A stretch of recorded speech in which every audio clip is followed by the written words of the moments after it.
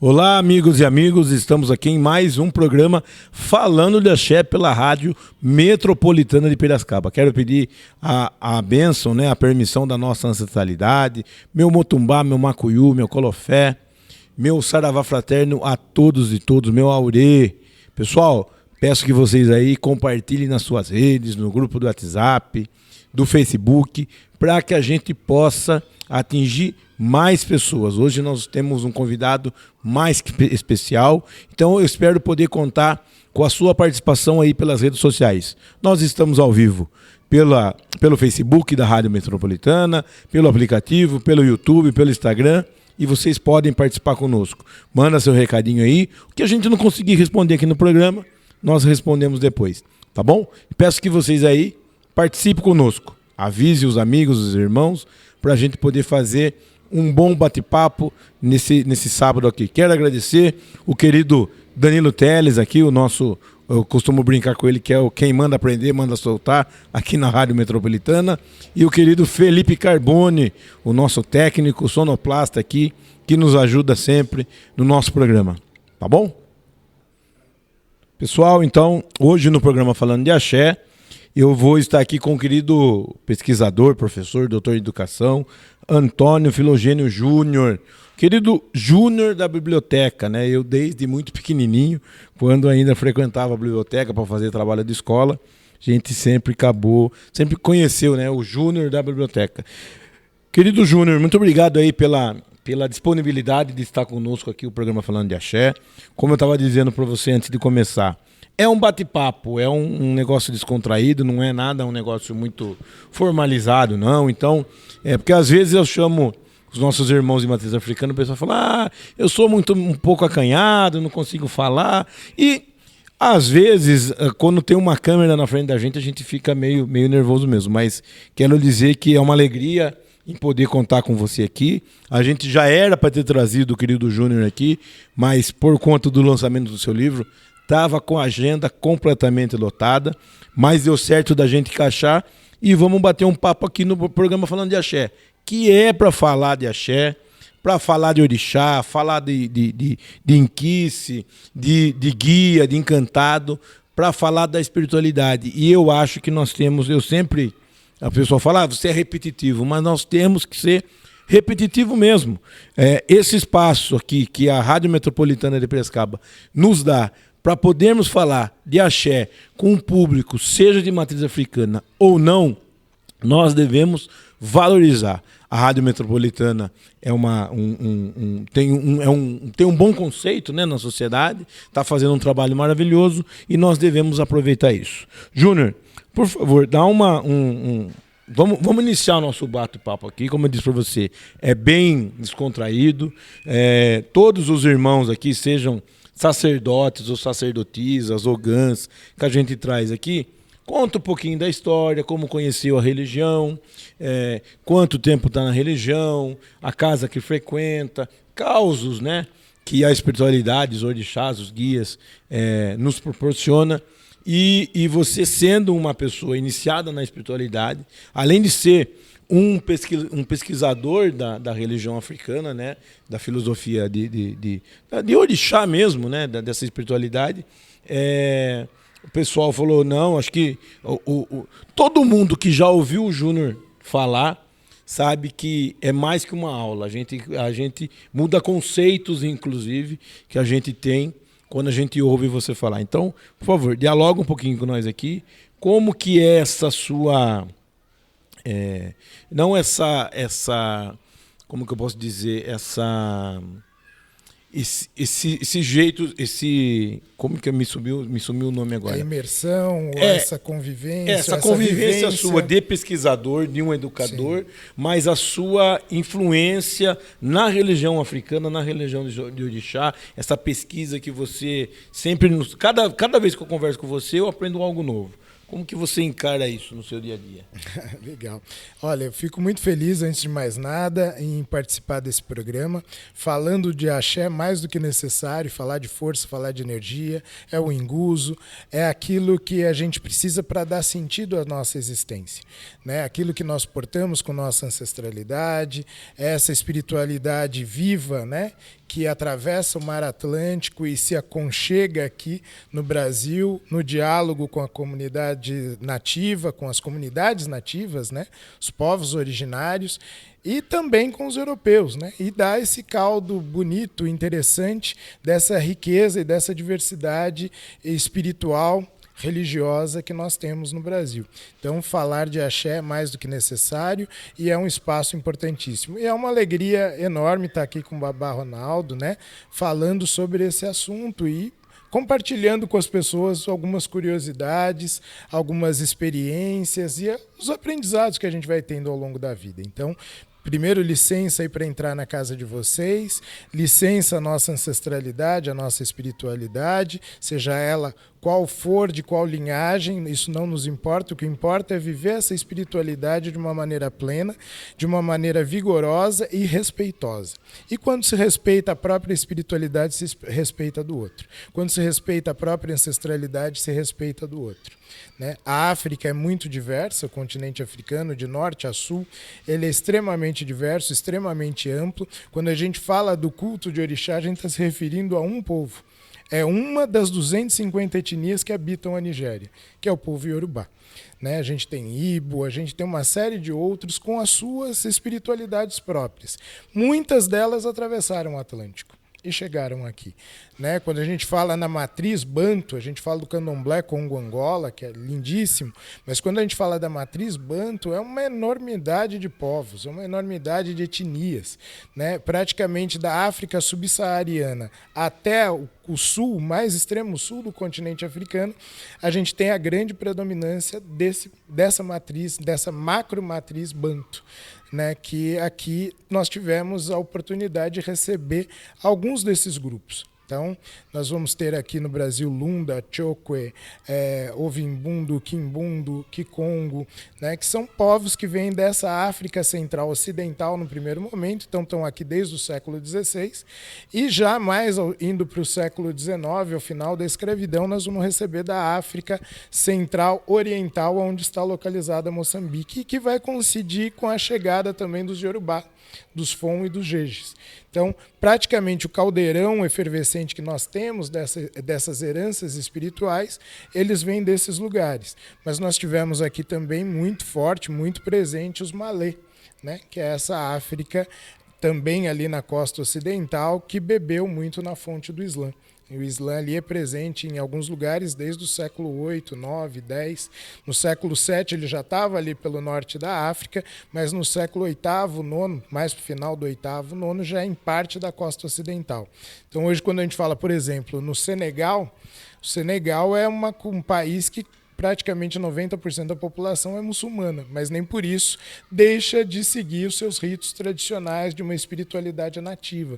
Então isso dá para a gente uma ideia da dinâmica cultural que se estabelece no diálogo entre pessoas. Então as culturas elas se transformam, entre elas a cultura espiritual. Eu disse toda essa volta para dizer um pouquinho também dessas minhas vivências. Eu literalmente cresci ao lado de um terreiro de candomblé da nação Nagô, nação Queto, e do lado de uma senhora que era uma grande sacerdotisa de Umbanda. Ela não tinha um terreiro aberto na casa dela, frequentava um outro terreiro, mas foi com essa senhora que eu aprendi a cuidar de bicho, cuidar de planta. Desde criança, eu tinha 4 anos. E o terreiro de candomblé do lado de casa também, literalmente do lado, eu costumava frequentar por conta do som dos tambores, era isso que me pegou. Né? Então eu comecei a ir ali, olhar, minha mãe era uma pessoa ligada ao catolicismo, né? Eu fui batizado católico, minha mãe muito católica, meu pai vivia uma espiritualidade que ele não gostava muito de chamar de religião. Ele não gostava muito nem da expressão religião. Então ele falava que ele vivia, ele acreditava em Deus, ia na missa junto com a minha mãe, mas quando o padre estava meio naquela parte meio, dependendo do padre, né, aquele homilia meio morosa, né, ele dormia. E minha mãe dava uns cutucão nele para acordar, não pode dormir aqui e tal. Mas ele falava que ele acreditava muito em Nossa Senhora, ele gostava muito da vida de Jesus e acreditava em Deus, né? Então era essa espiritualidade. Minha mãe, sim, muito católica, Irmandade de São Benedito, devota de Maria, uma mulher negra muito forte e que viveu essa espiritualidade negra dentro desse catolicismo popular também, que é o que deu aí, por exemplo, em Minas Gerais, as congadas, que dá tudo, né? Só que minha mãe, ela tinha essa característica católica, mas era uma pessoa extremamente aberta a um diálogo amplo das coisas e também buscava que eu tivesse um entendimento cada vez maior das minhas origens, das nossas origens. Então ela dizia, olha, se tem a oportunidade de você conhecer, conheça, né? E vai vivenciando isso dentro de você. E assim foi. Então, por ela mesma, ela falou, você gosta? Vai lá, aprende. Então tinha um Ogã chamado Adalto, né? A casa era do Babá Francisco de Oxalá. Isso em Guarulhos. Em Guarulhos. Em Guarulhos, São Paulo. Eu sou nascido em São Paulo. São Paulo. Né? Eu venho ali da região do bairro do Limão, com 4 anos vou para Guarulhos, fico ali até praticamente os 18 anos e de lá para Piracicaba. Aí vem para Piracicaba. Minha mãe é piracicabana. Minha mãe é nascida em Saltinho, é enterrada em Saltinho. Meu pai era de Ferraz de Vasconcelos, né? Também faleceu aqui em 2013, mas minha mãe em 91, né? Nós viemos, praticamente chegamos 2, 3 anos depois minha mãe faleceu. Então, a minha proximidade com Piracicaba, então, é por conta da família do lado da minha mãe. Então, vim para cá desde muito cedo.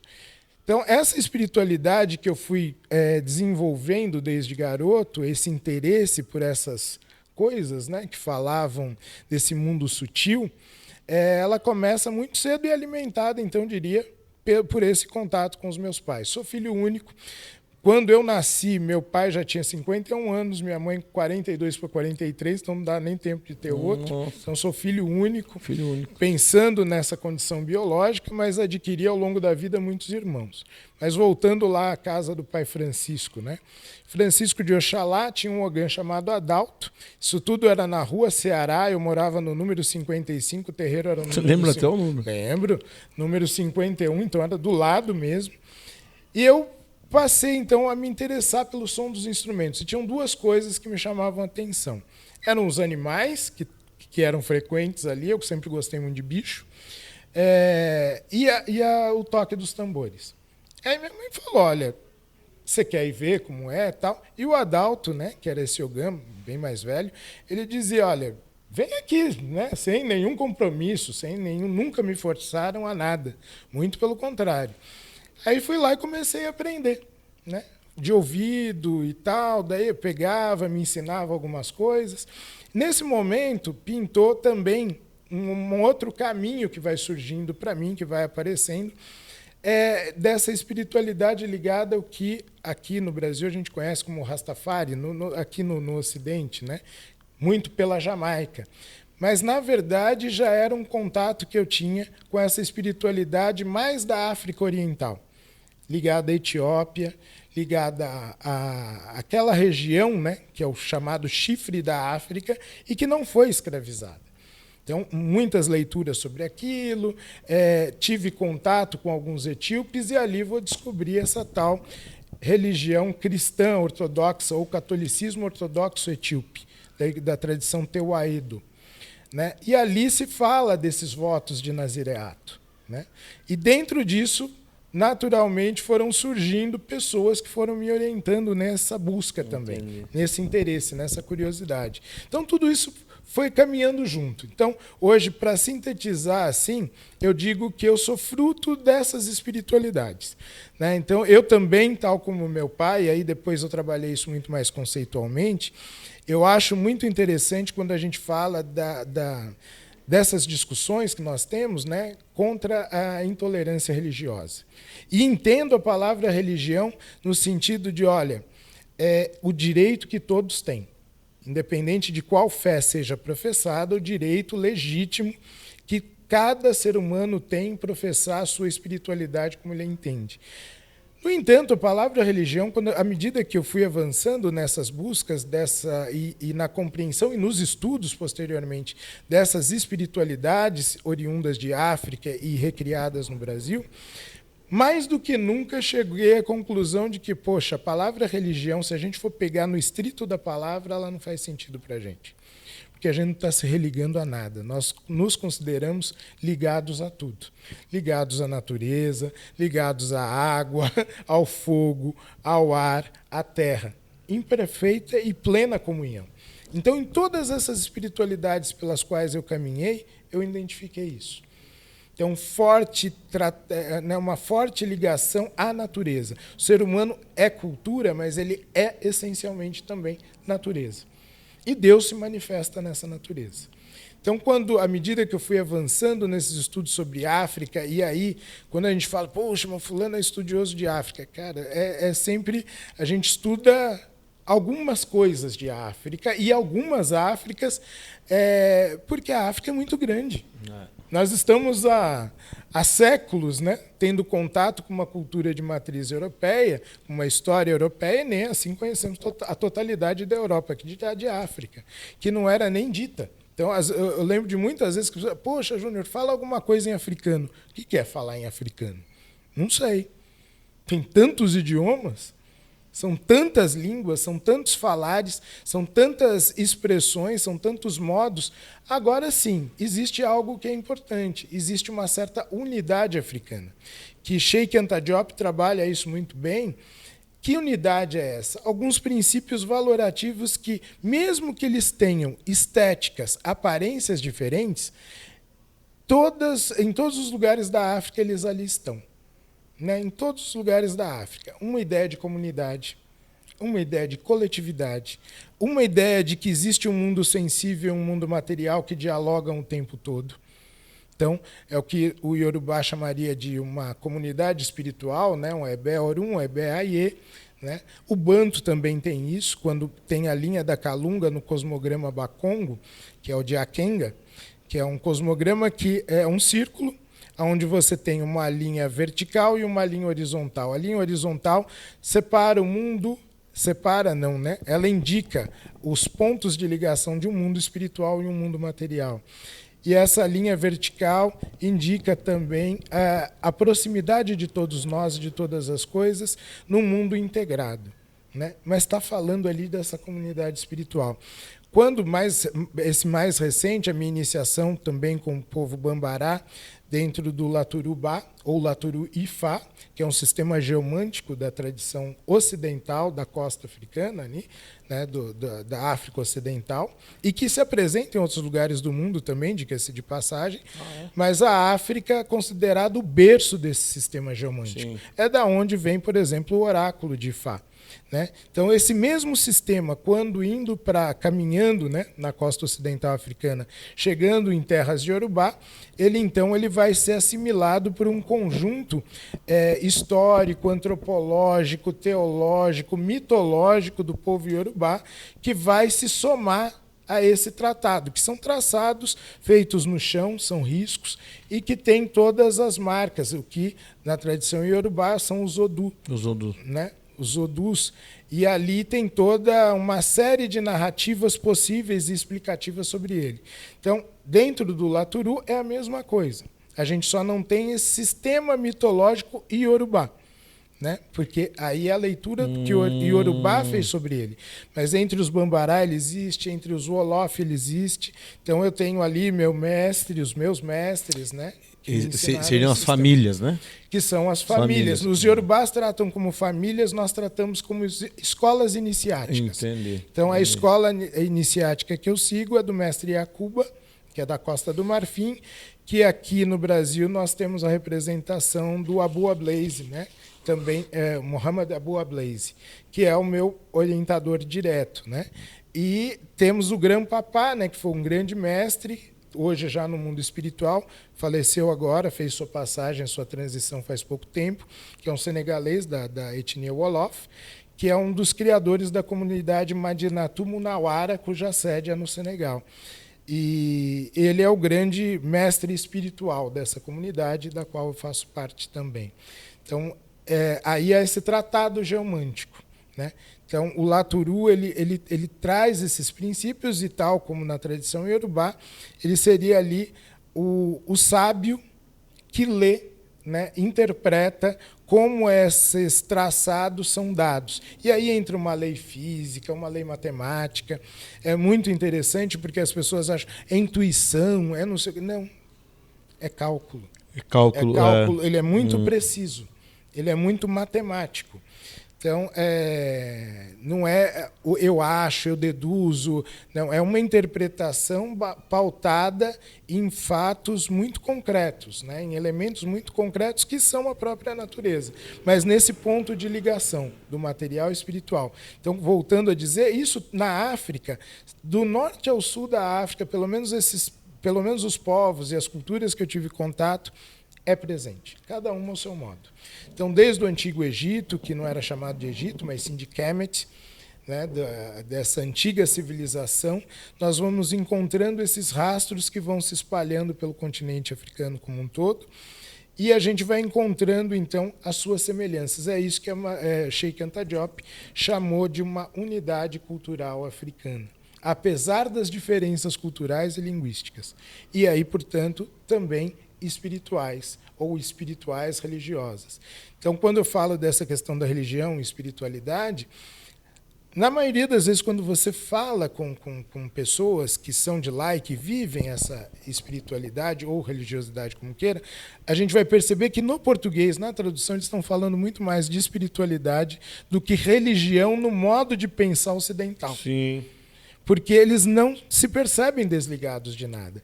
Até as magias, né, que a gente fala, né, tem na Umbanda, a gente tem no Candomblé. O que é esse elemento mágico? É a manipulação desses elementos naturais, né? Então, quando a pessoa pega lá o orobô, pega o búzio e joga o búzio, faz o encantamento, lava tudo aquilo, faz a imantação dos elementos, ela está carregando aquilo de energia. Né? E uma energia que está aí, e que o homem, o ser humano, ele é um catalisador disso, um condensador, que ele pode distribuir isso para lá ou para cá, e usando sempre, pelo menos assim deve ser, né? Sempre utilizando de uma maneira que isso agregue valor ao outro. Então, portanto, elas carregam um princípio filosófico de uma ética muito profunda, que é o cuidado pelo outro.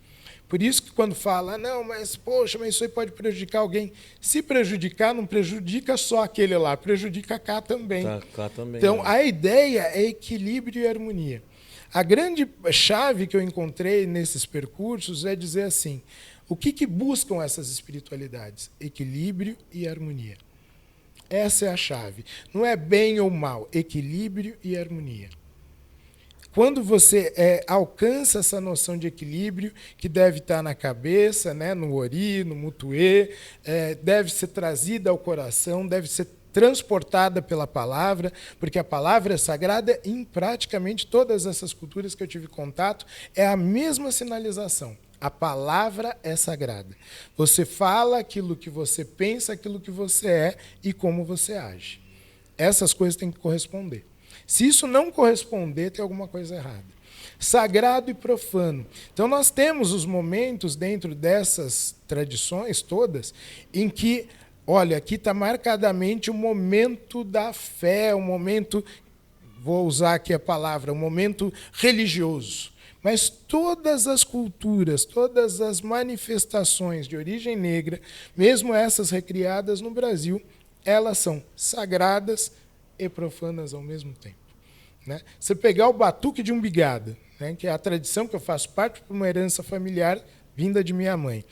O tambu, né, chamado tambu ou caiumba. A palavra caiumba no quimbundo tem o sentido de encontro celebrativo ancestral. Epa, está falando em ancestral? Epa, tem tambor. O tambor evoca o ancestral. Epa, o tambor é a voz da mãe. Epa, umbigada é o primeira boca, a primeira casa quando está no ventre da mãe. E é o canal ainda, uma das principais locais do corpo que catalisa essas energias no mundo sutil. Umbigo. Os indianos vão chamar de chakra, é um dos chakras principais, chakra umbilical. A gente põe a cabeça no chão. Peraí, aonde que está o sol profano aí? Então tem um princípio de espiritualidade, de sacralidade muito grande. Então, quando a gente começa a entender isso, a gente começa a entender por que eu, ao me autodefinir, né, eu digo que eu vivo e sou permeado por essas espiritualidades de matriz africana. E até mesmo esse catolicismo popular dos devotos de São Benedito, como a gente não abre mão disso. A gente aprende isso. Eu aprendi em casa, está lá o cafezinho de São Benedito, né? Eu não sou um assíduo frequentador da Igreja Católica e tenho discordâncias em aspectos institucionais. né? Mas quando você pega o elemento de fé, poxa, a vida de São Francisco de Assis é lindíssima. Sim. De comunhão com a natureza. Peraí, é a mesma comunhão que a gente está falando no candomblé, que a gente fala na Umbanda, que eu aprendi com a senhora umbandista que me ensinou a cuidar de bicho e planta com muita atenção, com muito carinho. Peraí, aonde que um está deslocado do outro? Então, quando a gente começa a entender isso por esse campo da espiritualidade, essas barreiras, aquilo que seria a diferença gritante que coloca um de um lado e outro de outro, ela começa a desmoronar. Ela começa a cair, ela vira um canal de diálogo, ela vira um canal de comunicação, ela vira uma ponte. Inclusive para aquele que diz que é ateu. Ele também tem um sentido de vida, porque o grande fundamento de todas as formas de religião, e eu preferindo dizer espiritualidade, o fundamento delas é um grande fundamento ético, que se acha que está lá só na Bíblia. Né? Não faça aos outros aquilo que você não gostaria que lhe fizessem, chamada regra de ouro. Essa regra de ouro está no Dhammapada do budismo, ela está lá no Bhagavad Gita, ela está na Bíblia, ela está no Alcorão, ela está nas práticas do Candomblé, ela está nas práticas da Umbanda, ela está nas práticas da Jurema, ela está em todo esse universo dos encantados. O que os pretos velhos ensinam nos terreiros? O que o caboclo ensina? E esse outro é o outro natureza, é o outro gente, é o outro bicho, é o outro planta. Como que eu maltrato? Eu quero ser maltratado? Então, essa regra de ouro, como aparece lá na boca de Jesus, né? Quem cumpre essa lei, cumpriu todas. Cumpriu todo o princípio de espiritualidade, de fé e de comunhão com o sagrado. E é isso que a gente busca, né? Então, à medida que a gente vai entendendo isso, essas coisas se materializam de uma maneira muito plena na nossa vida e de aceitação do outro. E aceitar as diferenças. Porque é na diferença que a gente aprende. Não é no igual. O igual, lógico, ele reforça aquilo que eu acredito, ele reforça, é um espelho, ele reforça aquilo que eu sou. Muito bacana também, é necessário. Mas o outro me desafia. O outro me desloca da cadeira. O outro coloca um pouco de Exu, um pouco mais de tempero nesse caldo. Ele dá o movimento necessário para sempre a gente buscar. E esse buscar é aquilo que também está numa frasezinha que marca muito a filosofia Bantu, que é Ubuntu, que é a junção de duas palavrinhas. Ubu e Intu. Intu é ser. Ubu também é ser, só que é o ser atribuído ao humano, que é o ser sendo. Ele está sendo, aprendendo. O ser humano aprende o tempo todo. E quanto mais canais ele tenha de abertura dialógica, mais ele pode aprender. Mais ele pode constituir algo com o outro que seja melhor para todos, ou seja, a ética. Muito bem. Olha só, vocês viram aí que o que é ouvir o professor, né? Eu estava até olhando o celular aqui. O pessoal tá mandando mensagem, fazendo várias perguntas e peço que vocês aí continuem compartilhando, mandem suas mensagens para a gente poder fazer um bate-papo gostoso para falar de axé. Isso é falar de axé. Isso é axé. Né? Você transmitir conhecimento, você contar o que aconteceu, isso é falar de axé. Não é? E eu quero, olha, nós vamos dar um intervalinho. Né? Vocês fiquem aí, vocês sabem, todo o programa eu trago um vídeo do querido Babacido, de Oxum Ewin, que ele tem feito vários vídeos maravilhosos de folha, né? Banhos, encantamentos, magia, e vocês fiquem aí com mais um vídeo do Babacido. Daqui a pouquinho a gente volta com mais um bate-papo, e daí nós vamos falar de Exu, vamos falar de intolerância religiosa, do racismo religioso. Dá um minutinho que a gente já volta. Amigo do vídeo de folhas, estou aqui com a folha da concha. Muito aqui em São Paulo conhece como folha da concha, porque você vê como ela parece uma conchinha mesmo, não é? Não é que tá gravando aí? Uma concha, né? E aí ela nasce assim, ó, toda fechadinha e com a concha. Então, muitos confundem ela com aquela que dá na beira da praia ou na beira do rio, que ela não é tão fechada assim como esta. Então ela serve para banhos e serve para servir o ipeté de Oxum Quando é festa de Oxum, em muitas casas, quando tem muita folha da concha, que é difícil às vezes achar, aí serve o ipeté de Oxum nessa folha. Essa folha, pro lado do norte do Brasil, Manaus, Santarém, para aqueles lados lá que tem muita folha, chama de cuiamansa. Belém também do Pará, cuiamansa. Por que chama cuiamansa? Porque você tira umas folhas dessa, faz o banho, amacia ralando, rezando para Oxum, e pega da água com esta e vai despejando na cabeça da criança ou da pessoa, com a mesma concha. Demora, porque é essa demora que faz com que relaxe tanto quem está jogando a água como quem está recebendo essa água da folha da concha. Então, fica aqui mais uma dica do vídeo, ó, folha da concha, conhecida como cuiamansa em outro lugar, é ótima para banho, para também para o amor, para as coisas que estão muito nervosos, para melhora em todos os sentidos, esse banho é bom. E bom mais para criança também, quando tá aquelas crianças que choram muito, muito danado, muito arretado. Aí vocês pegam e faz esse banho que eu estou falando e vai jogando na cabeça da criança. É muito bom. Até o próximo vídeo e faça bom proveito da folha da concha. Vou trazer para vocês uma folha que chama Au-Edé. Au-Edé. É uma folha de Oxum que vocês vão se identificar, até porque todo o território brasileiro dá essa folha.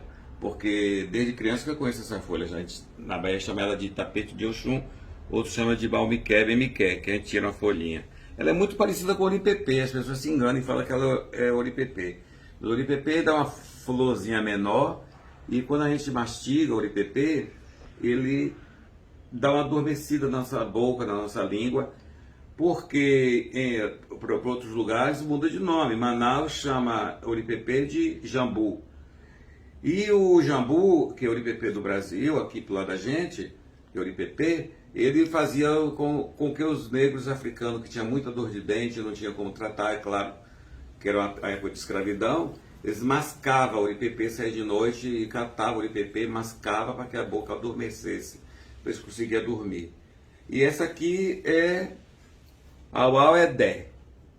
Ela é uma folha de Oxum, onde é boa para banhos, para lavar os apetrechos de Oxum, fazer o amaci, lavar todas as coisas que vai dentro do ibá.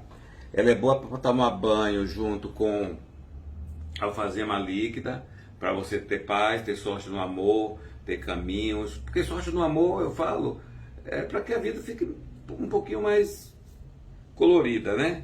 E aí vocês pegam elas, macera, faz aquele banho bem legal e coa e bota alfazema e toma o banho. E para lavar os apetrechos de Oxum vai com as folhas e tudo. Então ela é facinho de achar. E aí você, quando você for querer limpar o que está dentro de Oxum, você tira simplesmente as folhas. No popular ela é tapete de Oxum. Tapete de Oxum. Aí você pega o idé, que está meio assim escurinho. Aí você passa. É facinho é facinho de manejar, ó. Ó. Ele já tá brilhando, tá vendo como ele tá brilhando? Ó. Aí tá fosco aqui, ó. E aqui, ó, só passar a folha. Au-Edé. E essa sanha é Au-Edé, Ojimocossum, Au-Edé, Ojimocossum, Au-Edé, Jimocossum, Au-Edé, Jimocossum. Aí você canta essa sanha, que é essa. Au-Edé, Ojimocossum, Au-Edé, Ojimocossum. Tanto para quinar como para fazer o banho. E para limpar os ideias apetrechos, você está cantando Au-Edé, que é essa folha aqui. Olha como ficou brilhando, tá vendo? É muito boa. Aí, essa folha é uma folha que dá muito fácil. Você pode botar no seu quintal, perto da praia, enfim. É muito boa mesmo para você. Ó, o idé já tá Tá vendo como brilhou? Ó, eu fiz um montinho assim e comecei a limpar as coisas de Oxum, com ideia. Aí você pode estar lavando os otários de Oxum, tá lavando os ideias de Oxum, que às vezes tem bronze dentro do Ibá. Não tem ouro, porque o ouro de Oxum é esse aqui, né? Metal, o bronze. Aí você não esquece da cantiga. Auedé, hoje mocossum, auedé, hoje mocossum, auedé, hoje mocossum, auedé. Era eu, ele e eu. Não esqueça de tomar sempre seu banho. Com ela é muito boa, vai na esteira do Iaô. É importante os Iaô de Oxum ter o Edé na cama de folha. É importante lavar os apetrechos de Edé com o Edé nos ibás. E eu quero que vocês tenham boa sorte, muita saúde. Desculpe a ausência um pouquinho, mas eu volto no próximo vídeo mostrando para você o caramuela, a função do caramuela, que é o caraduá. Eu vou te dar uma mostradinha de como eu vou fazer para você depois, e do fruto que dá no ar, eu ensinar você a fazer um pó para vocês usarem. Mas não, olha, eu estou fazendo vídeo para os iniciantes mesmo, viu? Os babalorixás que estão me mandando mensagem, eu agradeço muito. E os iniciantes, aproveite, porque eu estou disposto a ensinar para vocês como lidar com as folhas dentro do candomblé. Não estou fazendo curandeirismo, mas é dentro do candomblé, tá bom? Obrigado, até a próxima. Bom, estamos de volta aqui então, mas vocês viram aí os vídeos do querido Babacido. Parabéns, Babacido, a sua bênção, sempre aí, por ter permitido a gente compartilhar aqui com o nosso público no programa Falando de Axé. E antes de retomar o papo aqui com o querido professor Júnior, quero lembrar que na próxima segunda-feira, dia 1º de agosto, a nossa querida Piracicaba, o Rio de Piracicaba. Eu não tenho voz para cantar, não adianta. Mas Piracicaba está completando 255 anos. 255 anos, e eu tenho muito orgulho de ser uma pessoa do axé, ser uma pessoa iniciada, ter os meus orixás, os meus guias, meus encantados, e ser um piracicabano da gema. Eu nasci ali, muitos conhecem a Clínica Malfi, né? Então eu tenho muito orgulho de dizer que sou um piracicabano da gema, amo Piracicaba, brigo por Piracicaba. Eu costumo dizer que o povo de Piracicaba é muito bairrista, né? E é mesmo. Nós somos muito bairristas. Aqui nós fala porta, porteira. E eu quero desejar parabéns a essa noiva na colina, a querida cidade de Piracicaba, que cresceu muito, cresce muito, tem um povo muito acolhedor, que a gente possa ter aí nos próximos meses, nos próximos dias, boas notícias, que a gente possa, não só Piracicaba, mas o estado de São Paulo, o Brasil como um todo, possa ser feliz de novo. E parabéns, piracicabanos, piracicabanas, parabéns ao povo de axé que reside aqui em Piracicaba e faz a religiosidade de matriz africana acontecer. Bom, voltando aqui com o querido Júnior, no dia 22, o pessoal mandou mensagem aqui, eu falei, vamos tratar do assunto. No dia 22, o G1 São Paulo publicou uma notícia. Brasil registra 3 queixas de intolerância religiosa por dia em 2022. O total chega a 545 queixas no país.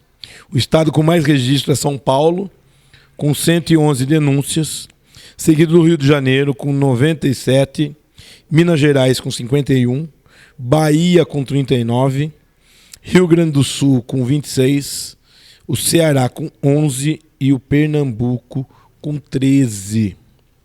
É assim, o meu querido amigo, deixa eu desligar aqui, porque o pessoal achou de ligar justo na hora da gravação do programa aqui. O querido Dr. Edio Silva Júnior foi secretário de Justiça do Estado de São Paulo. Ele, que é do IDAFRO, né, eu vi uma fala dele outro dia, ele falou assim, olha, infelizmente, a gente não queria afirmar isso, mas a coisa no Brasil caminha para uma guerra santa, né? Vocês viram, o Júnior deve ter visto, um Ogã na Bahia, estava num terminal de ônibus, um pastor chegou a querer pregar para ele, provavelmente ele não estava num dia bom, como todos nós podemos acordar não estando num dia bom, e os casos de intolerância cada vez aumentam mais, foi lá e saiu no tapa com o pastor, desceu o braço, infelizmente a coisa caminha. Eu queria, até porque as pessoas que perguntaram aqui, Júnior, como é que você vê, porque eu respeito a opinião de todo mundo, mas inclusive eu falei com algumas pessoas, a pessoa falou assim, por exemplo, na minha casa, onde eu toco, faço a Umbanda, eu moro lá 1 ano e meio, a gente construiu lá, erguemos uma parede e entramos para dentro para poder sair do aluguel. Começamos a receber umas pedradas. Fiz boletim, denunciei na imprensa, aqui na cidade. Teve uma gente do Axé mesmo falou para mim assim, você deve conversar e pedir desculpa. Eu falei, mas como pedir desculpa? Eu vou pedir. Porque qual era a lógica do pensamento? Que só sofre intolerância religiosa quem provoca. Mas como que provoca? Eu estou errado de exercer a minha religiosidade, né? E daí a gente foi investigar, foi ver o que era. Era a molecada que fica soltando pipa para a rua. Passava lá e jogava pedra. Umas 2 vezes foi no horário da sessão, as outras vezes não. Mas assim, a criança, aquela coisa, né? A pessoa nasce racista? Não. Né? Ela nasce intolerante? Não. Ela faz o que ela ouve. Né? E daí conversando com a molecada, falando, não, porque meu pai, minha mãe, minha avó falou isso, falou aquilo. Aí a gente foi conversar, cessou isso. Mas a pergunta Júnior, como você encara essa coisa desse racismo religioso que o povo de Umbanda sofre? Né? Eu, antes de vir para a gravação, para o programa aqui, eu estava almoçando, entrou um casal com uma criança, a criança sentou do lado onde eu estava sentado e eu estava parlamentado assim, do jeito que eu estou aqui. O pai, a hora que viu a menina sentou da mesa do lado, senta aqui, pai. Ele falou, olhou para mim e falou, vai para lá agora. Né? Eu confesso que eu estou um pouco acostumado com isso. Isso não me atinge mais. Atinge quando você toma uma pedrada, quando você é ofendido na rua, daí você não tem jeito, né? A gente não tem sangue de barata, você acaba revidando. Mas esse tipo de hostilização não me atinge mais. Até mesmo porque eu acredito que quem perde é a pessoa, não sou eu. Mas como você vê essa conjuntura dessa... Porque hoje... até pela situação que o país vive, o ódio e a intolerância saiu do armário, né? Antes você podia ser racista, você podia ser intolerante, você podia não gostar de homossexual, mas você ainda se resguardava, né? Guardava o seu preconceito, o seu ódio para si. Hoje não. Hoje qualquer freada brusca no trânsito é motivo para a pessoa mostrar arma de fogo. Esses dias mesmo em Piracicaba, um senhor teve um surto psicótico, entrou no ônibus e esfaqueou um monte de gente. Um grupo de amigos estava saindo de um bar, acabou a gasolina, estavam discutindo, olha que barbaridade, estavam discutindo quem ia colocar o combustível que tinha acabado, o outro ficou nervoso, sacou a arma, atirou e matou o outro. Então assim, esse ódio as pessoas acabaram tirando do armário. Como você vê essa conjuntura de ataque religioso? Piracicaba, graças aos deuses, não é o que acontece, pelo menos que eu tenho conhecimento, não é o que acontece no Rio de Janeiro, por exemplo, quando as pessoas entram armadas dentro do terreiro, mandam o próprio sacerdote quebrar tudo, fechar e não permite que toque. Piracicaba, eu até contei isso outro dia, fiz uma live, eu saí, estava saindo para trabalhar, tinha uma Bíblia do Novo Testamento no portão da minha casa. Daí eu fiz a denúncia como intolerância religiosa. Várias pessoas, sendo de axé ou não, O intolerante foi você. Porque a pessoa está evangelizando. Aí eu falo para o Júnior e falo para o nosso público aqui. Em algum momento da sua vida, você viu um pai de santo entrar no ônibus, quer ouvir a palavra de Xangô, quer ouvir a palavra da pombagira, do caboclo, ou bater no domingo de manhã, ou... Nós não fazemos isso. Se a pessoa, foi o que eu disse, se a pessoa tivesse batido na minha porta. Eu já participei de discussão na Câmara Municipal do pastor vir me entregar uma Bíblia do Edir Macedo. E eu recebi a Bíblia está guardada em casa. Se batesse na porta, ó, porque a pessoa não quer, como foi falar para mim, ela está querendo passar a mensagem. Bom, se você quer passar a mensagem, no mínimo você tem que ter um pouquinho de educação. Bate na porta. Né? Ó, tô deixando aqui uma Bíblia, não sei o quê. Eu vou guardar. Não prometo que vou ler, mas eu guardo. Tenho várias em casa. Então, assim, seja um gesto mais singelo como esse, de você deixar uma Bíblia, ou deixar sal na porta do terreiro, que às vezes... Eu até brinquei e falei, ó, tô criando coragem, e eu vou pegar um pouco de farinha com dendê, ou pegar um galo, e vou na porta da Igreja Universal, de qualquer outra igreja aí, fazer uma oferenda. Eu quero ver como que as pessoas vão me receber. E o que eu vou ser criticado por isso. Então, o que eu costumo dizer aqui, em todo lugar que eu vou, eu falo.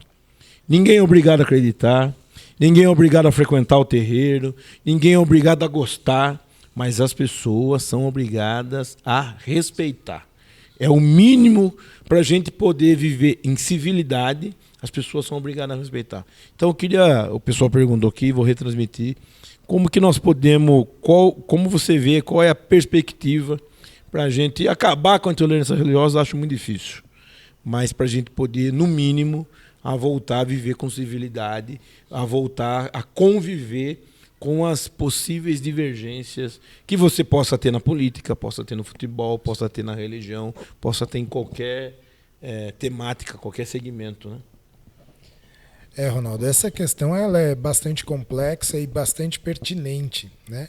Nós estamos vivendo mais um momento da história, eu não diria que é o momento, mas é mais um dos momentos da história em que está muito exacerbada essa violência, a agressividade, a intolerância pelo outro. Então a gente está tratando aqui da intolerância religiosa, do preconceito, do racismo religioso, no caso nessa perspectiva da matriz africana, mas a gente está vendo uma onda de intolerâncias em muitos sentidos. Né? E algo que a gente estuda, né, aí está muito lá no escopo das ciências da religião, está no escopo da história das religiões, a gente tem alguns padrões, né? Aí eu estou falando religião agora para entender ela o seu formato mais institucional, né? Institucionalizado, que ela vai adquirindo ao longo do tempo. Nós vamos ter, por exemplo, o judaísmo. Vamos pegar aí nessa matriz aí, das chamadas tradições monoteístas, sabendo que o candomblé também né? Sim. Mas vamos pegar nisso que se entende como tradições monoteístas clássicas, judaísmo, cristianismo e islamismo. Você não vai ver nenhum judeu também batendo na porta da sua casa convidando para virar judeu. É uma religião que ela está muito adequada a um universo cultural de existência, a um universo existencial. Então, tem um dado sanguíneo, tem um dado de origem, e alguns grupos, sim, têm uma abertura um pouco maior para aceitar novos judeus, né? Pessoas que não seriam de uma família judaica, de uma tradição judaica, mas entram para o judaísmo. Mas aí, quando você tem o cristianismo já é uma religião expansionista. Então, ela já parte do pressuposto que a ideia do Salvador, Jesus, o Salvador, é para todos e para todos os lugares do mundo.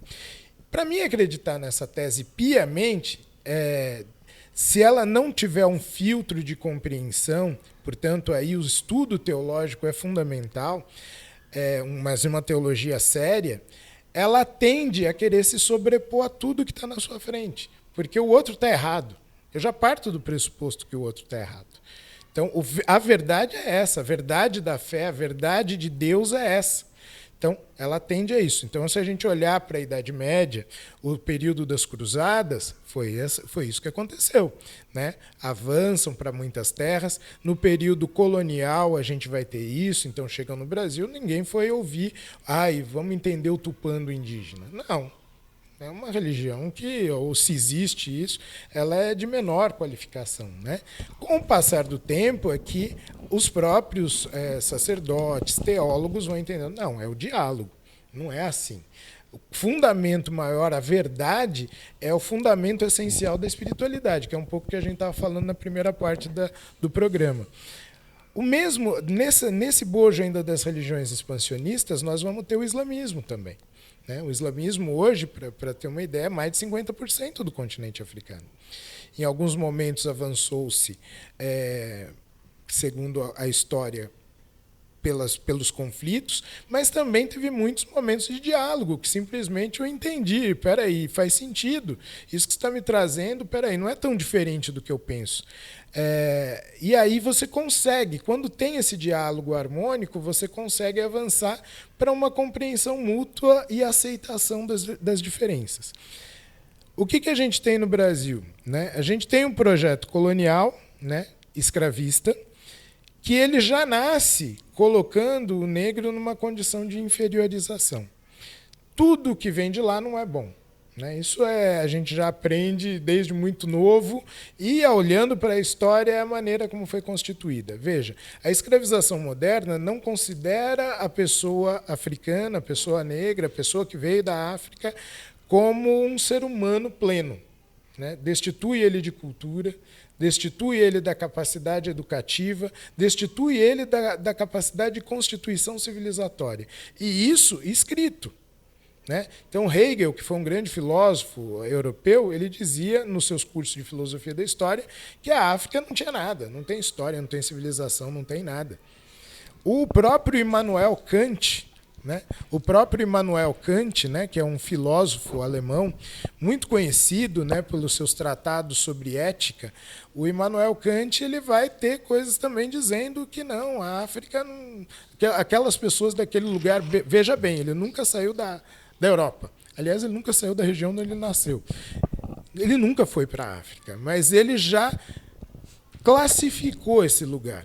Quando a gente vem para a formação dos países desse novo mundo, né, países que já, não com esses nomes, mas que tinham civilizações constituídas, as matrizes indígenas, latino-americanas, né, não só no Brasil, mas em todo o Caribe e América, já tinham civilizações aqui, e quando a gente fala em civilizações, é um conjunto cultural muito amplo, no qual as espiritualidades, ou como queiram, as religiões são constituídas, já fazem parte. Só que como a civilização desses lugares não era respeitada, automaticamente sua religião também não. Era algo menor, era algo que não precisa nem existir, não deve existir. E já vem com essa formação, não. O que vale é essa aqui que se impõe, é essa que chega. Então, a religião do colonizador. Então, o cristianismo, quando a gente pensa por aí, é muito interessante, porque o cristianismo, a gente primeiro tem que lembrar, Cristo nasceu onde? Oriente Médio. Cristo era um judeu palestino.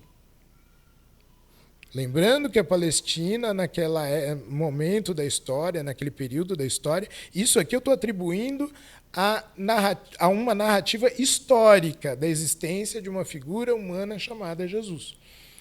Né? Que a gente só pode ter certeza dela não pela Bíblia. A Bíblia é um livro de fé, e que é lindo, é muito importante. É importante as pessoas lerem a Bíblia, para entender diferentes narrativas míticas, filosóficas, de cada lugar, né? E que nos constitui também. Mas é importante ler com esses olhos.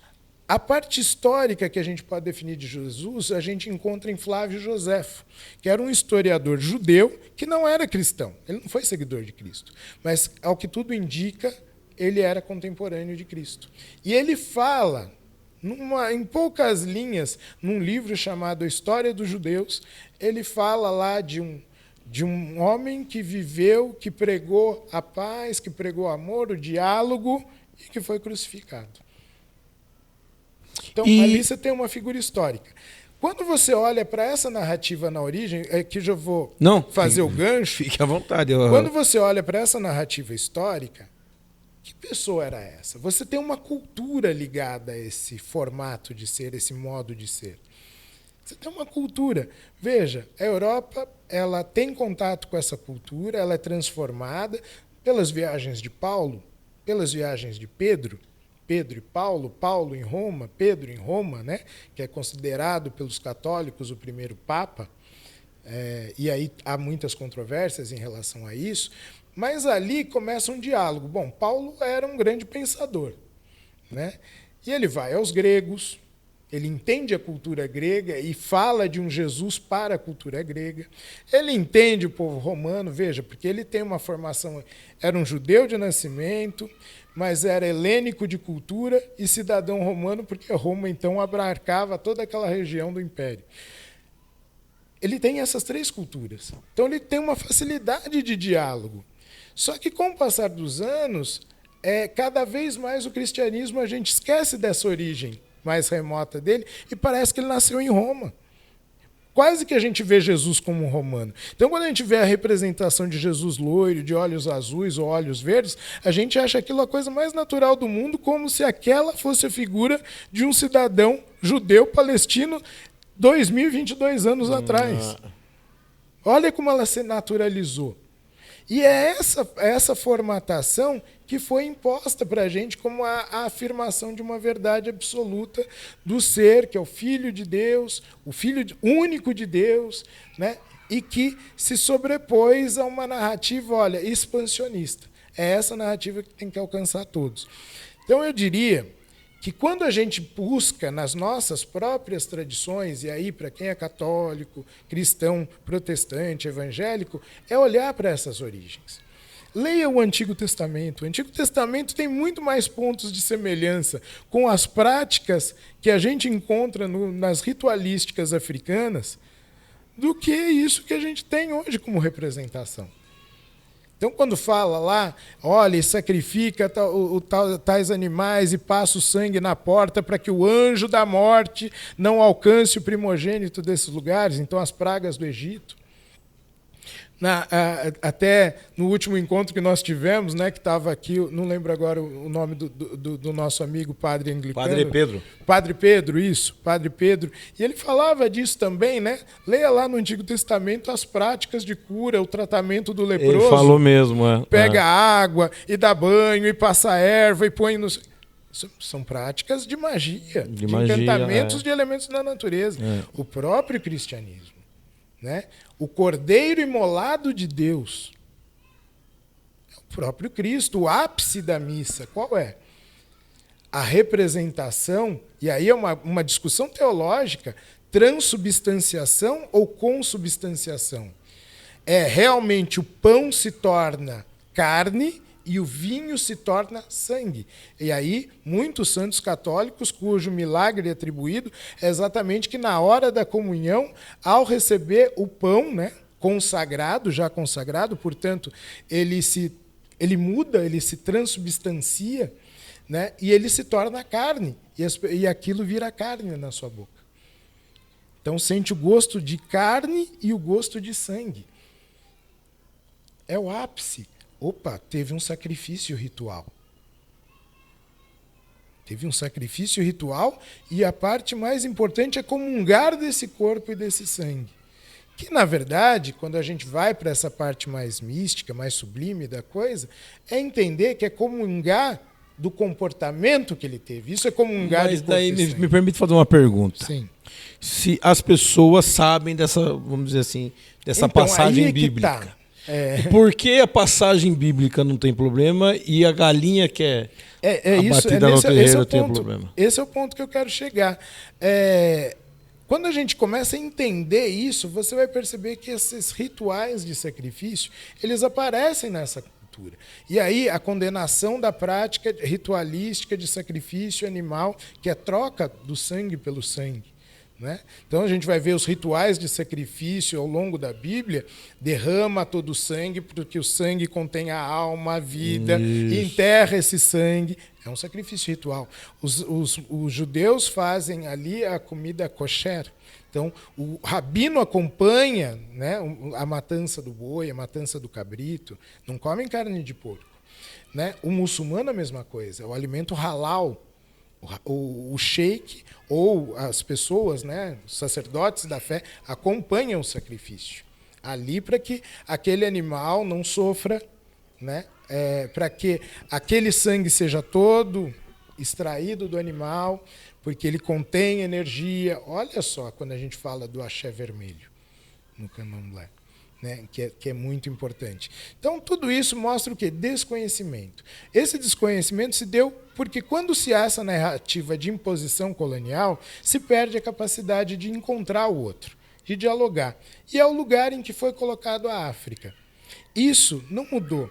O Brasil ele tem uma abolição da escravatura em 1888, numa lei que não dá direito a nada, não fala nada. Então, além de não falar dessa cidadania futura necessária à existência desse sujeito, muito menos fala dele. Muito menos fala Quais dele, civilizações ele trouxe, que cultura ele traz, que espiritualidade ele... Não foi tratado isso.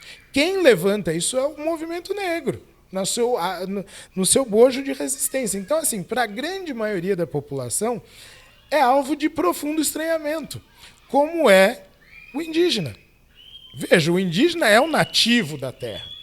Até hoje, quando as pessoas veem, nossa, mas é índio mesmo? Nossa, mas com um ar de surpresa, como se fosse um alienígena. É esse mesmo olhar que ainda se tem para a gente, junto com o perfil da demonização. Então, olham para as práticas ritualísticas de matriz africana, olham com esses elementos da demonização. Então, um exercício que eu diria que é importante para os cristãos fazerem, leiam a Bíblia, leiam o Antigo Testamento, façam a passagem para o Novo, leiam lá a passagem que Saulo se transforma em Paulo, quando Saulo deixa de ser perseguidor de cristãos para se tornar um discípulo de Jesus, o ritual que é feito para o nazireu, para fazer o corte dos cabelos, leve 2 pombas rolas e leve ao sacerdote do templo. Leiam isso. E procurem vídeos, hoje tem na internet. Procurem vídeos na internet de práticas ritualísticas, até hoje ainda feita pelos judeus em Israel. Tem umas que tem uma galinha viva, é passada no corpo da pessoa. E aí, isso... O próprio ordenamento de padre. Exatamente. E olhem depois para as práticas que são feitas dentro do candomblé. Não é nada tão distante assim.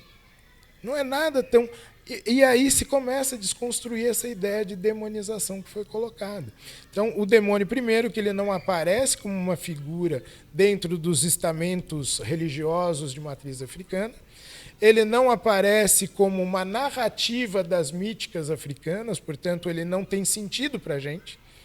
Ele faz sentido no mundo ocidental, no mundo grego, né? Então, até as traduções feitas da Bíblia, a ideia de inferno, a ideia de demônio ou diabo, que vem de diábulo, é grego, é o que divide, é o que separa. Então, toda vez que você tem essa narrativa, eu sou melhor do que você está tendo uma atitude diabólica. Isso é o diabo. É o que divide. É o que divide. Quando fala para olhar o joio do trigo, é para a gente olhar o joio e o trigo dentro de si mesmo. Então, eu diria que o racismo institucional, o racismo sistêmico, o racismo estrutural, que é esse que construiu a narrativa de que o negro é inferior, que a África é inferior, que os nativos do Brasil, das Américas são inferiores, ele permitiu que essa forma de olhar ela fosse para todos os campos de atuação. E aonde ela é mais frequente e ela tem uma atuação mais dura é exatamente no campo religioso. Então, o racismo religioso é hoje um dos traumas que a gente tem. E quando a gente tem essa efervescência desse renascimento, né, que nunca morreu. Veja, o projeto colonial brasileiro, o projeto colonial e escravista brasileiro, ele nunca morreu. Não é porque tem a abolição em 1888, acabou. Nós mudamos para a República, nós vivemos num país democrático, laico, que lá no fundo, né, da maioria das pessoas, elas entendem isso dessa forma. Então, elas entendem uma tradição judaico-cristã, por isso que a gente vê representações políticas falando isso. Não, nós somos uma tradição judaico-cristã. Peraí, é indígena, estava aqui antes de todo mundo. E a africana que chegou. Então, até hoje, essa narrativa ganha força. Há mais de 5, 6 mil anos. E ela aguça essa memória de superioridade, que é a tal superioridade racial. Então, por isso que o racismo estrutural ele está nas estruturas da sociedade, ele é sistêmico porque ele invade os sistemas operacionais da sociedade E ele muitas vezes ocupa lugar nas instituições. Então é esse o cuidado. Fora isso, ele está no conjunto formativo da pessoa. Então a pessoa, para ela se perceber não racista, ela tem que avaliar tudo isso e lutar contra tudo isso. Por isso que a gente não pode só lutar contra o racismo, tem que ser antirracista. Né? E ser antirracista começa pela análise pessoal de como eu vejo as coisas. A partir do meu lugar, veja, ele não está convidando, como você disse bem, o babalorixá não vai na casa da pessoa pregar o candomblé. Um bandista não faz isso. Né? Muitas outras religiões não fazem isso, porque não são expansionistas. Você tem afinidade, venha, vai ser acolhido, é um quilombo, vai ser acolhido. E quando você opera por essa perspectiva, você então vai ter uma ideia de que nós estamos aptos ao diálogo. Então, é o diálogo sempre. Nós queremos dialogar, mas aquele que está nesse lugar de superioridade, ele não vê por que dialogar conosco. Esse é o problema. E o diálogo é o caminho que Jesus ensinou. Eu falo sempre, Jesus tinha lá os discípulos, um totalmente diferente do outro. Leia lá Atos dos Apóstolos, era um completamente diferente do outro. Tinha valente, não tinha o valentão, não, porque se vier pode deixar que eu quebro, que eu arrebento. Foi o primeiro que afinou. Tinha outro que estava pensando em dinheiro, tinha um outro que entendia todos os propósitos, mas também chegou na hora H, epa, mas peraí, está rolando uma grana ali, estão me oferecendo, foi lá, entregou todo mundo. Né? Então, são essas coisas. A gente precisa, nesse momento que nós estamos vivendo da história do Brasil, achar o ponto de equilíbrio. Esse ponto de equilíbrio só vai ser encontrado no diálogo. Mas para achar esse diálogo, eu tenho que me encontrar comigo mesmo. Abaixar a temperatura. Abaixar a temperatura. Pense 2 vezes. Enche o peito de ar. Lembra que cada inspiração que a gente faz do ar, é o Espírito Divino. Vamos falar dentro da linguagem cristã. O Espírito é o sopro da criação. Inala, respira Deus, então. Sente Deus. E pense como você vai devolver isso. Será que Deus agiria assim? Jesus agiria assim? Jesus pregou arma. Desde quando Jesus pregou o ódio, pregou a violência, pregou a agressão? Todo aquele que vive pela espada morrerá pela espada. Isso é a frase que está lá atribuída a Jesus no Evangelho. Muito então, bem. Como que eu jogo pedra? Como que eu ataco? Como que eu destruo? Aonde que a violência casa com essa figura importante da história religiosa ou da história mesmo, né? Então, eu acho que esse é o caminho. Diálogo e todos nós encontrarmos os pontos de proximidade. Todos nós. O ódio, ele espera o ódio. O ódio espera o ódio. A gente não pode trabalhar nessa lógica. A gente precisa trabalhar na lógica do quê? Ser firmes. A palavra sagrada, afoxé, ela tem que ser uma palavra firme, mas também cheia de encantamento, cheia de doçura, cheia de acolhimento, mas firme. Ogum, quando convida para a guerra, o bom guerreiro é um guerreiro pacífico. Ele, ao máximo, ele evita a guerra. Ele não quer guerrear. Porque nessa guerra, sem freios, todos perdem. Então, o que é a guerra? Manter essa firmeza. É isso. Muito bem. Isso. Olha só, gente, quero agradecer aqui a todos que estão aí participando conosco aí no Facebook. É muito comentário, mas assim, vocês viram que ouviu o Júnior, você não tem como, você precisa... Então, por isso que eu evitei hoje falar mais os comentários aqui, mas eu quero agradecer sempre o Ibope de todos que estão aí sempre acompanhando todo sábado, tá conosco aqui. E essa coisa da intolerância religiosa, eu na quinta-feira agora passada, no dia 28, eu participei aqui na Rádio Metropolitana, inclusive com o querido Maurício e com o meu querido pastor Rodolfo Kapler, né? E assim, foi um debate primoroso, foi um debate muito bom, porque a simbologia disso, de reunir um pai de santo e reunir um pastor evangélico, é sinal, eu até usava muito esse bordão, depois a gente acaba parando, mas assim, é sinal que um mundo sem intolerância religiosa é possível. É possível a gente conviver em civilidade com todas as outras religiões, com todos os outros pensamentos, com todas as outras pessoas que inclusive não têm religião nenhuma. não tem filosofia religiosa nenhuma. Então eu quero muito agradecer o querido Maurício, a Rádio Metropolitana, o querido pastor Rodolfo Kapler, pela essa oportunidade de participar desse debate.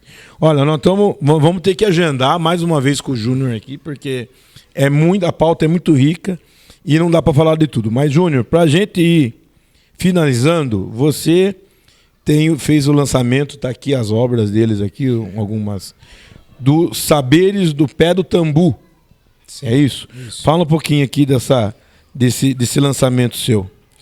Os Saberes no Pé do Tambu é um livro, né, que ele é o resultado um pouco da minha tese de doutorado, né, um recorte de um dos capítulos, 2 capítulos, né, mas é um recorte mesmo, para falar especificamente de uma tradição própria aqui da nossa região, do Médio Tietê, oriunda da matriz Banto, que veio para o oeste paulista como escravizado e que delegou aqui o que passou a ser chamado como Batuque de Umbigada.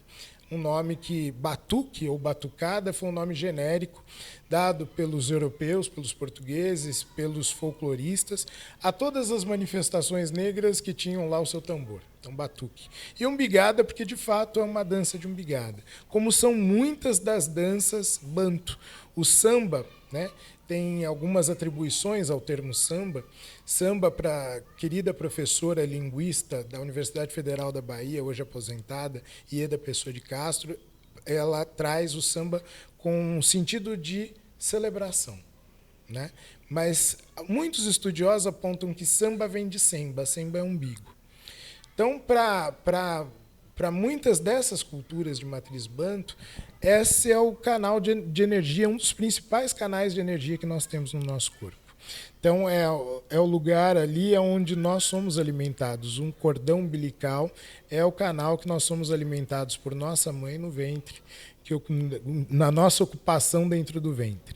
Então, são 9 meses, né, desse processo de alimentação, e quando nascemos, esse canal ele continua sendo um canal de comunicação e também de alimentação, meio que psíquica, extrafísica, sutil, de energia sutil. Veja, eu tive em pesquisas com alguns congadeiros em Minas, e alguns rituais da congada que são católicos, viu? São católicos ali de tradição de rezar o terço todos os dias e tal, mas tem toda a consagração dos tambores, é um catolicismo bem africano. Bem africano. Bem africano. Em alguns ritos, eles tampam os umbigos. Eu acho que essa é algo que eu ouvi também entre os umbandistas. Proteger o umbigo dependendo do lugar que você vai, para a questão das energias. Quaresma. Do período de quaresma, um período de resguardo. Né? Veja que é algo muito comum. Então, dentro de Piracicaba e aqui cidades vizinhas, Capivari, Tietê, nós preservamos então a tradição da caiumba, é o nome como os antigos se referiam, que também é chamado de tambu, que é isso que chamaram depois de batuque de umbigada. Então, a caiumba é um encontro celebrativo ancestral que se traduz por uma dança que tem os tambores e que se dá umbigada entre a energia feminina e a energia masculina. Exatamente o princípio da criação e da existência, né? O princípio da vida, que gera o terceiro, né? É a força feminina, a força masculina, possibilidade do terceiro, para toda a natureza, não é só os seres humanos. Então, nós fizemos esse livro aqui, chamado Saberes no Pé do Tambu, que é um livro que eu procuro trazer um pouco dessas epistemologias, epistemologias, a palavra grega, né? Estudo dos saberes ou estudo do conhecimento, para uma linguagem mais acessível e palatável, e para mostrar o quanto esses conhecimentos milenares, quando a gente olha para a África, e centenários, quando a gente olha para o Brasil, foram recriados na travessia do Mar Atlântico. Então, mesmo na condição de escravizados coisificados, o negro não perdeu a sua humanidade, o seu ser sendo, Ubuntu. E ele preserva isso em muitas das nossas narrativas culturais vivas desde essa época. Uma coisa muito bacana, Ronaldo, de entender é que o chamado batuque de umbigada, a caiumba, ele não deixou de existir. Então, ele se reconstrói no Brasil no período da escravidão, e desse período ele está vivo aqui na nossa região e é mantido. Tem um grupo atuante que reúne esses municípios que ainda preservam, e eu tenho a alegria de fazer parte dessa história. tem o meu compadre Vanderlei Bastos, né? Que também um filho dessa cultura, dessa tradição. E a gente, junto com várias outras pessoas, Andréia, Igor, Caetano. Caetano é da Umbanda, sim, né? Sim, então, sim. O pessoal... A gente mantém isso tudo, né? Catarina, Mestre Odete, que está aí viva e forte, Sim, Mama né? África. Mama África, atleta da terceira idade, Atleta da M15, terceira idade, trazendo alegria, axé, axé, né? Aonde ela vai. é. Então é isso, né? Então tá vivo e aqui a gente diz um pouco dessa história. Pode falar. E quem quiser adquirir o livro, como é que faz? Esse livro aqui em Piracicaba, você consegue adquirir ele pela ETC Produtora. Eu deixei lá com a Elaine para cuidar dessas coisas, porque eles participam aqui na edição desse livro. Foi um projeto maior, né, chamado Saberes no Pé do Tambu, que dá o nome ao livro, mas que contou ali com várias coisas, né? Tem oficinas, tem palestras, tem os contos do Vanderlei Bastos, que é um grande contador de histórias, é um escritor também. 12 anos atrás ele lançava, 10 anos atrás ele lançava aqui na biblioteca o livro Dandara, que é falando um pouquinho dessas narrativas afro-caipiras, né, afro-sudestinas, e ele traz isso para uma linguagem infantil, infanto-juvenil. E nesse projeto tem mais 5 contos dele ali que são narrados, foram interpretados por artistas aqui da cidade, e num trabalho muito bonito. Então, é assim, é um conjunto de coisas. A ETC é parceira nossa, junto com a Casa de Batuqueiro. Esse projeto foi financiado pelo PROAC, né? Então, a gente conseguiu os recursos para poder fazer boa parte dele.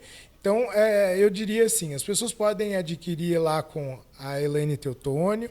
Então, é na @ETC Produtora, né? Pelo Instagram é mais fácil, ou pela editora Malê, que é quem editou o livro, é uma editora especializada em livros com essas temáticas africanas e afro-referenciadas, é uma editora do Rio de Janeiro, que é parceira minha desde o ano passado, né? 2021, nós fizemos esse outro aqui, que é o Engoma Chamou. Só no Engoma Chamou eu escrevo com mais 2 amigas, 2 irmãs, que é a Alessandra Ribeiro, de Campinas, e a Rosa Líria Salles, que também é de Campinas. A Alessandra é do Jongo, comunidade Dito Ribeiro, Fazenda Roseira, e a Rosa é do Samba de Bumbo. Então é um material também que a gente chamou assim, Engoma Chamou. Engoma é tambor, né? O tambor chamou. Então, batuques em terreiros paulistas. Aqui também, até para as comunidades religiosas, né? Para as comunidades de tradição, né, de matriz religiosa africana, quando a gente fala terreiro, né, é o terreiro de candomblé, o terreiro de umbanda, mas aqui a gente se refere a terreiro mesmo como o terreiro da roça. O terreiro do mato mesmo, é o terreiro que antes era aquele ali ao entorno da senzala e depois nos sítios, na zona rural, e que depois são os terreiros das nossas periferias. Né, das nossas periferias, aonde a grande parte dessa população foi ocupar e manteve essas tradições vivas.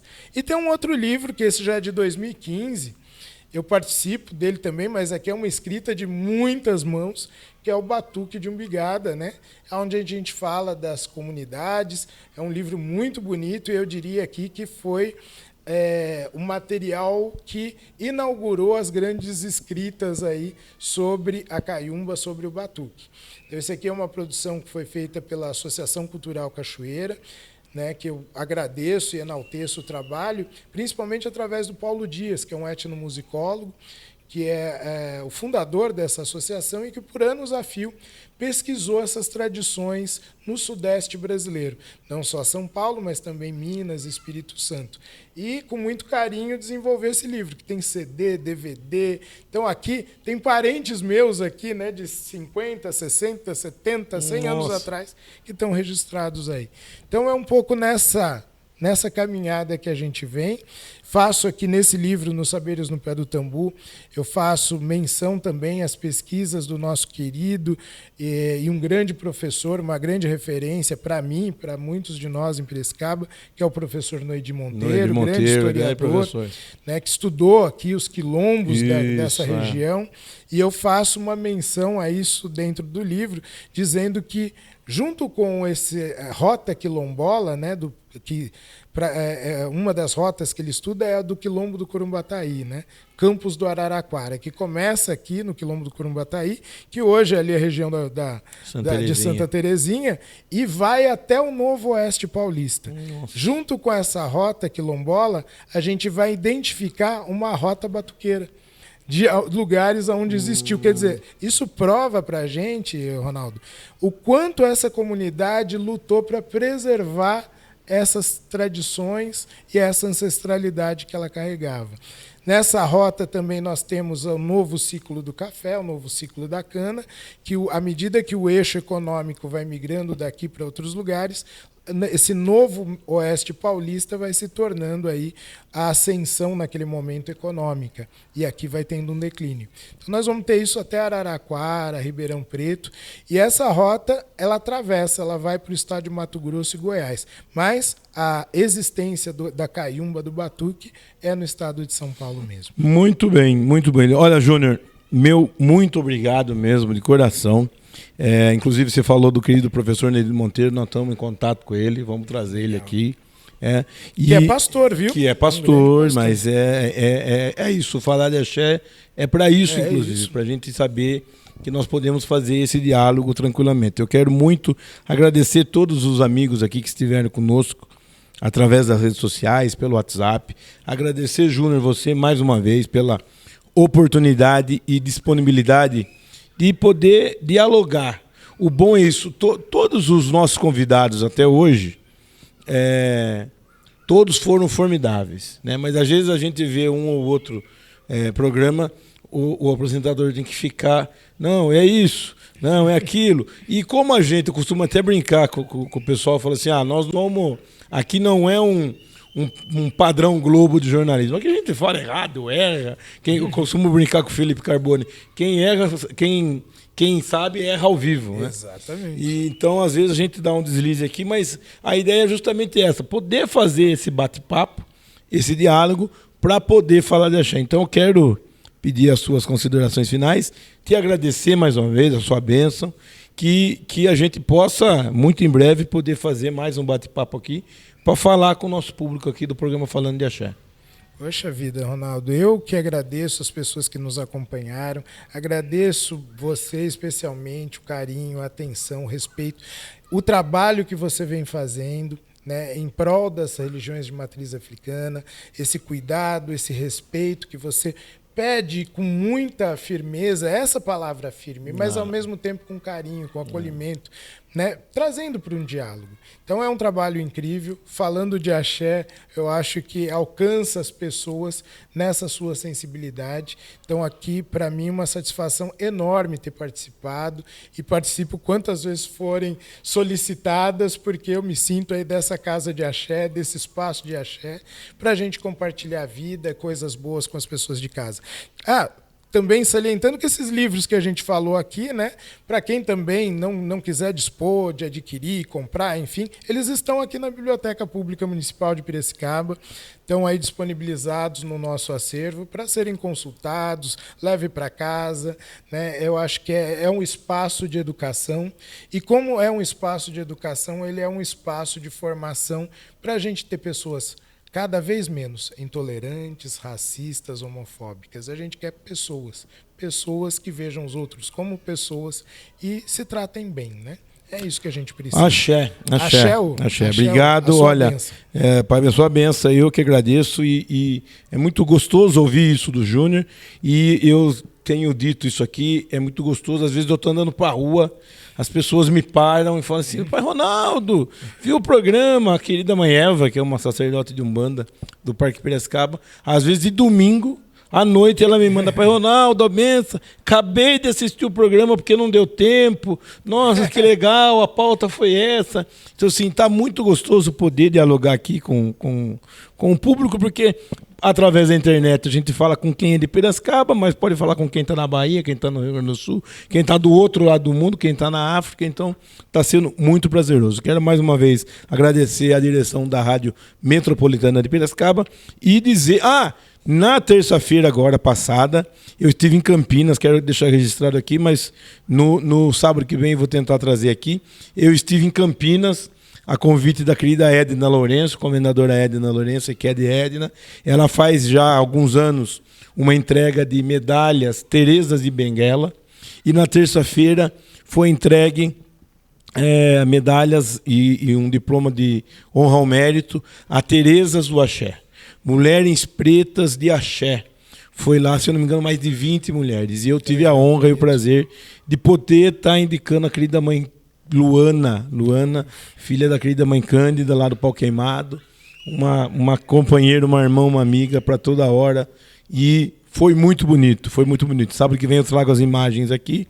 E, inclusive, do lançamento que aconteceu ontem, não deu tempo de editar, da cartilha Respeite a Minha Fé, que ocorreu ali no Hotel New Life.